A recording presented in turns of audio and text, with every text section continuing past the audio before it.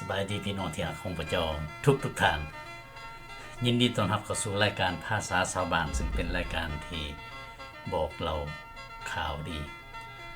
พี่น้องที่รักของพระเจ้ามื้อนี้ก็แม่นวันที่1เดือน8ได้นี่เป็นที่1เดือนสิงหาเนาะออกัสปี2026ว้าวเวลานี่ก็ไปไวเอาแท้ๆเนาะพี่น้องเนาะโอเคอากาศอยู่ทั้งนอร์ทแคโรไลนาภายในอาทิตย์นี้เห็นว่ามีฝนตกและก็แดดออกแน่ฝนตกแน่ก็ขอบคุณสรรเสริญพระเจ้าที่ว่าได้มีโอกาสได้ตัดหญ้าแล้วได้ยินข่าวอีกว่ามื้อนี้หรือมื้ออื่นนี่ก็สิได้ตกอีกว่าซั่นทั้งพี่น้องเด้เป็นจังไดเนาะอยู่ทางไกลและไกลพวกเฮาพี่น้องอย่าลืมให้มีโอกาสได้ส่งข่าวเพราะว่าก็อยากรู้จักเนาะทั้งแถวพี่น้องเป็นจังไดจังซั่นซะโอเคนะพี่น้องที่รักของพระเจ้าข้าพเจ้าก็อยากให้พี่น้องได้รู้จักว่าการที่ข้าพเจ้าในอาทิตย์แล้วนี้ได้ไปร่วมพี่น้องอยู่ทางฟลอริดาเนาะไปร่วมกองประชุมสหพันธ์คริสตจักรลาวม่วนหลายได้พบกับญาติพี่น้องคนลาวเฮาทั่วสหรัฐอเมริกาและก็ยังมีบางท่านจากคริสตจักรที่มาจากประเทศแคนาดาอีกด้วยเนาะ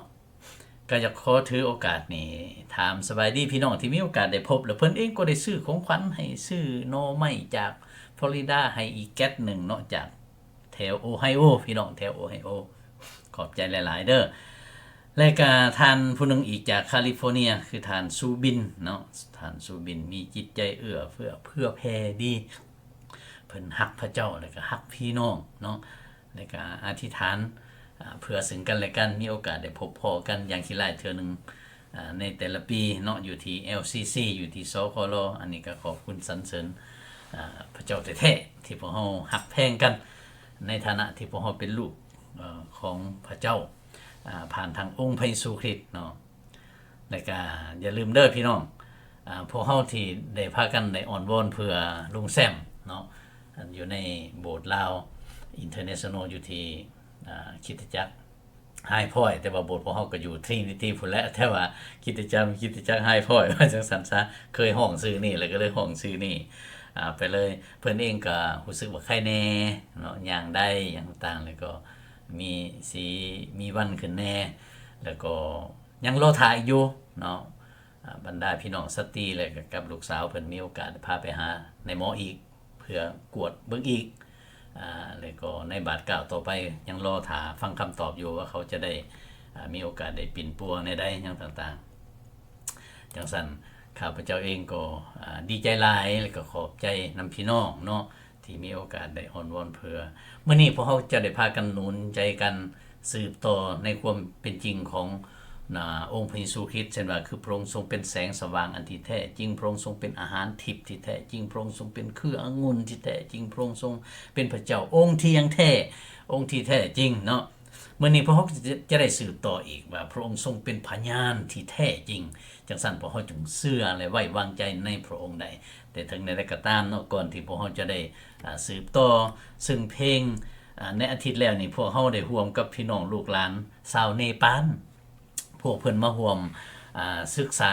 แล้วก็มาใช้คริสตจักรลาวของเฮาเป็นที่อาศัยเป็นที่พักเช้าเนาะในยามกลางค่ำคืนพวกเพิ่นพากันมานอนอยู่ที่นั่นซึ่งแม่นเช้านมพวกผู้หญิงพวกเฮามื้อมันเป็นสุดท้ายของพวกเพิ่นคือมื้อนี้พวกเพิ่นจะได้เรียนจบแล้วก็จะได้ไปสั่งลากันข้าพเจ้าหลังจากรายการนี้แล้วก็จะได้ไปหาพวกเพิ่นเช่นกันแต่ว่าในอาทิตย์แล้วนี่จึงได้มีโอกาสได้ร่วมนมัสการพระเจ้าร่วมกันและพวกเฮาก็มีโอกาสได้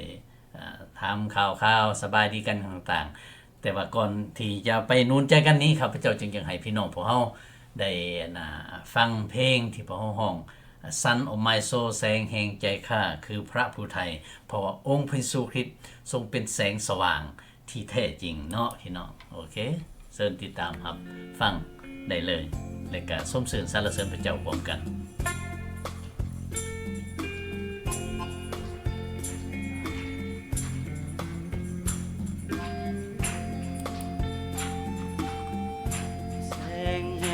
ใจข้าคือพระผู้ไทย ขอ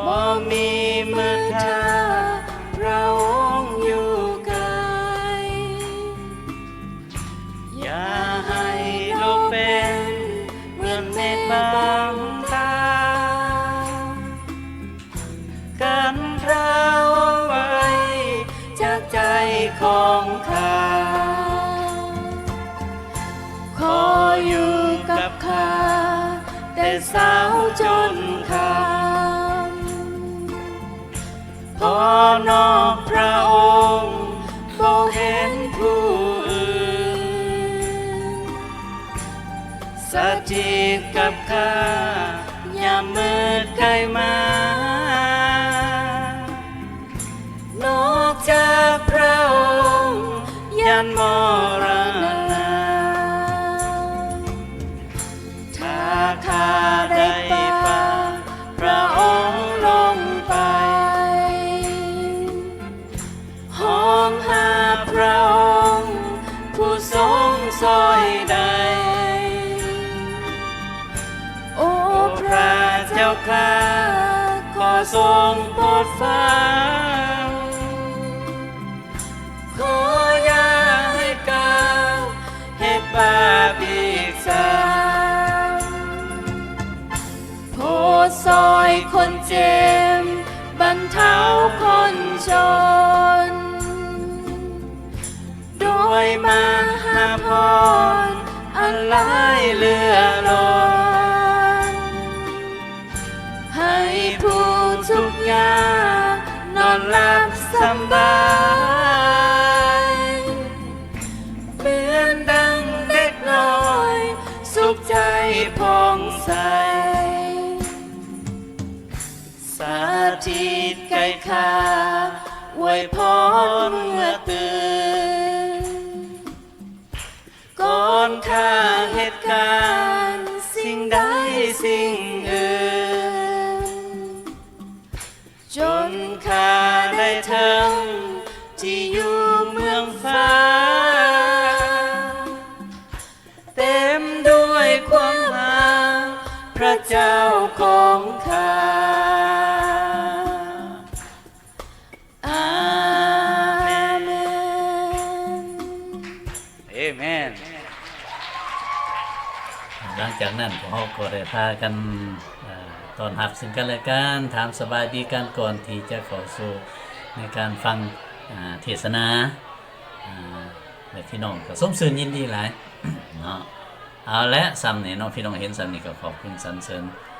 พระเจ้าแล้วก็หวังว่าในสุดต่อไปพี่น้องที่ได้มาเวทั้งแท้นี่จะได้มาเยี่ยมคริสตจักรลาวโอเคขอบคุณสรรเสริญพระเจ้าพี่น้องเมื่อนี้พวกเราจะได้บอกถึงเกี่ยวกับที่ว่าพระเยซูคริสต์ทรงเป็นพยานที่แท้จริงเนาะ เป็นพยานที่แท้จริง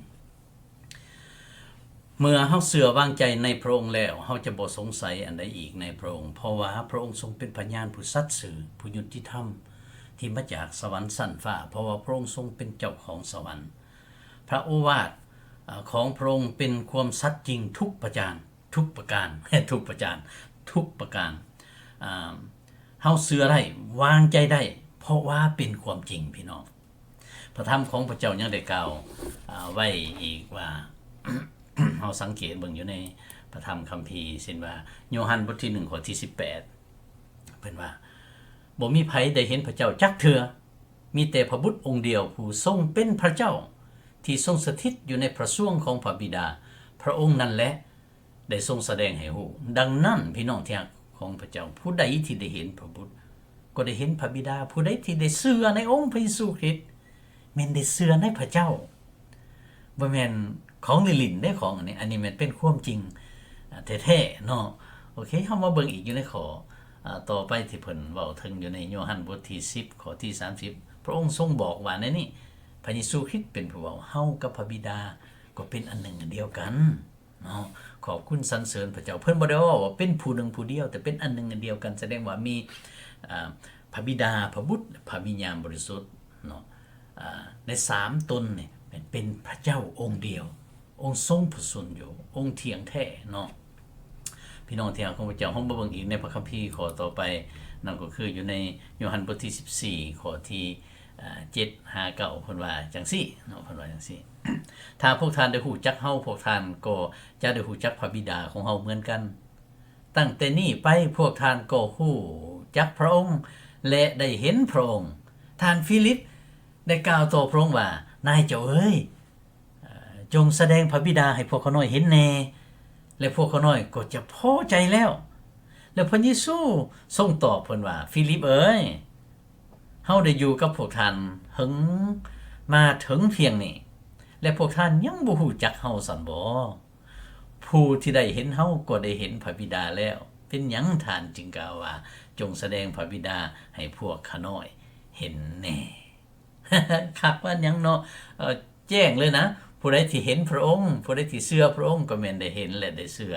ในพระเจ้าองค์เที่ยงแท้เอามาเบิ่งอยู่ในพระคัมภีร์โคโลไซบทที่2ข้อที่9เพราะว่าในพระองค์นั้นคือในพระเยซูคริสต์นั้นสภาพของพระเจ้าสถิต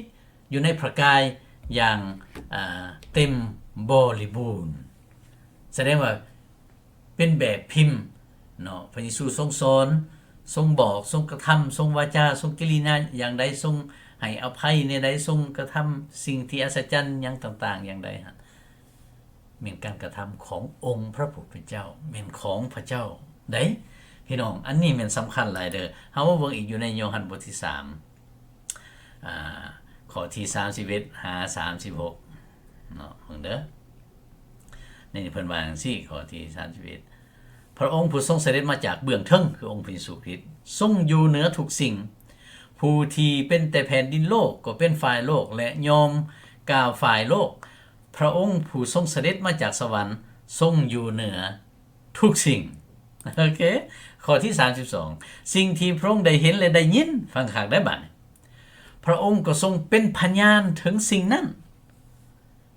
แต่บ่มีผู้ใดรับเอาคำพยานของพระองค์นี่ฟังคักในที่นี้ผู้ที่รับเอาคำพยานของพระองค์ก็ประทับตาลงว่าพระเจ้าทรงสัตย์จริงเพราะพระองค์ผู้ที่พระเจ้าทรงส่งมานั้นทรงกล่าวพระธรรมของพระเจ้าเพราะพระองค์ทรงประทานพระวิญญาณให้โดยบ่จำกัดพี่น้องที่หาของพระเจ้าพระบิดาทรงหักพระบุตรและได้ทรงมอบทุกสิ่งไว้ในพระหัตถ์ของพระองค์จังสั้น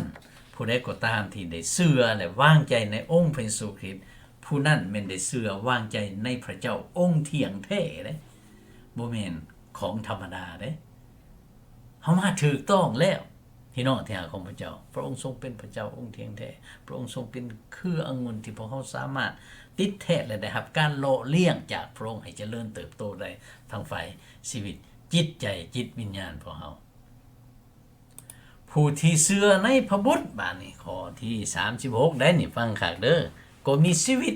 อันตลอดไปเป็นนิจ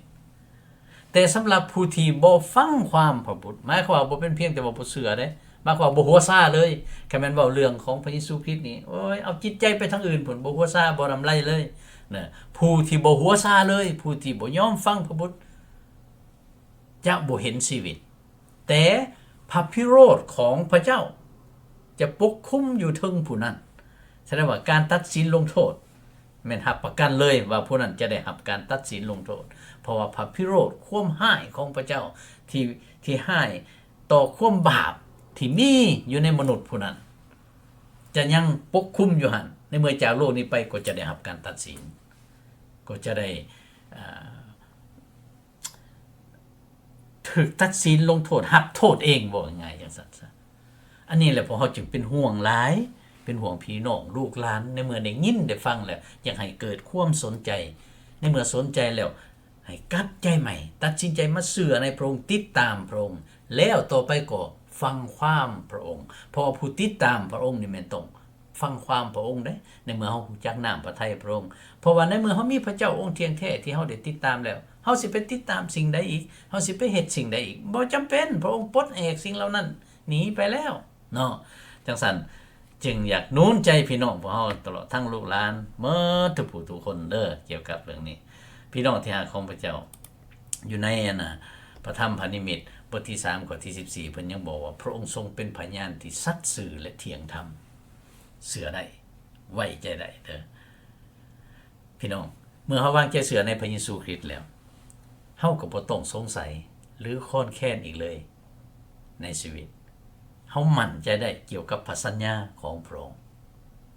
เพราะ ราะพระองค์ทรงสัตย์ซื่อเที่ยงธรรมผู้เชื่อก็ได้รับชีวิตนิรันดรมีสิทธิ์ไปอยู่กับพระเจ้าได้เพราะว่าพระองค์ทรงประทานสิทธิ์อำนาจให้พวกเฮาในฐานะที่เป็นลูกของพระองค์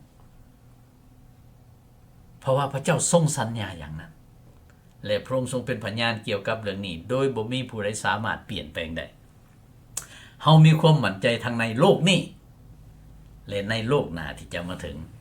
ในเมื่อเฮาจากโลกนี้ไปก็ให้พี่น้องสบายใจไว้โลดว่าในเมื่อหมู่คนน้อยหักประสบกับความตายหมู่คนน้อยจะบ่ย้านสิ่งใดเพราะว่าความตายนี่คือกันกับป้อมผ่านแดนจากโลกไฟเนื้อกายไปสู่โลกไฟวิญญาณออกจากนี้ปุ๊บก็ไปหาพระเจ้าพี่น้องที่หาของพระเจ้าอันนี้แม่นสำคัญหลายนะครับพระเจ้าจึงอยากโน้นใจพี่น้องพวกเราตลอดทั้งโลกหลานแต่ละคนให้ตัดสินใจให้เชื่อวางใจในองค์พระผู้เป็นเจ้าเนาะเด้อแม่นเป็นห่วงหลายเกี่ยวกับเรื่องนี้โอเคเอาจังได้ก็ให้พากันกลับใจใหม่และก็เชื่อวางใจในองค์พระเยซูคริสต์อย่าลีโลโตไปเพราะว่าเฮาบ่รู้จักว่ามื้ออื่นจะมาถึงเฮาบ่หรือบ่ในเมื่อจากโลกนี้ไปโดยปราศจากพระองค์และจะผิดหวังอย่างตลอดไปเป็นนิจเด้อแต่ถ้าผู้ใดหากได้เชื่อวางใจในองค์พระเยซูคริสต์ก่อนจากโลกนี้ผู้นั้นก็มีสิทธิ์ได้ไปถึงพระองค์ได้และวิตจากการจะถือพิพากษาลงโทษเพราะว่าการได้รับโทษนั้นแม่นพระเยซูคริสต์ได้รับแทนแล้วอยู่ที่บนไม้กางเขนเอเมนเนาะพี่น้องเนาะโอเคเอาขอให้พระเจ้าคุ้มครองปกป้องรักษาอยู่ในพระคุณและความรักของพระองค์และก็ขอให้พระองค์ได้ทรงอวยพระพรให้พวกเราได้พบกันอีกตามน้ำพระทัยพระองค์สบายดี